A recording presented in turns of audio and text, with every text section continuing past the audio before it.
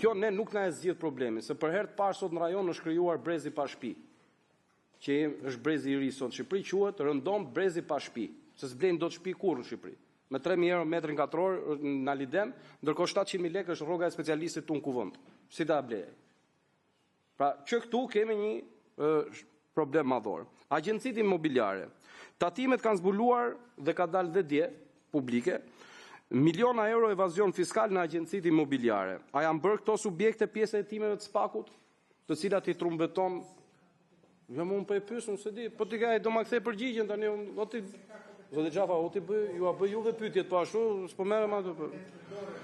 Po jo, sepse në qoftë se ai është për krimin e organizuar, kur pas agjencisë imobiliare që ndrojnë eksponent krimit organizuar është subjekt i kësaj prokurorie, mendoj unë, mund të jem gabim.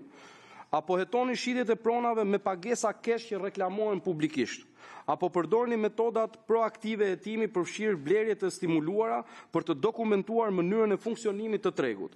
A keni identifikuar agjenci që kanë ndërmjetësuar shitje në projekte ku dyshohet për pastrim parash? Dhe nëse po, nëse mundet, të na thuhet që cilat janë rastet.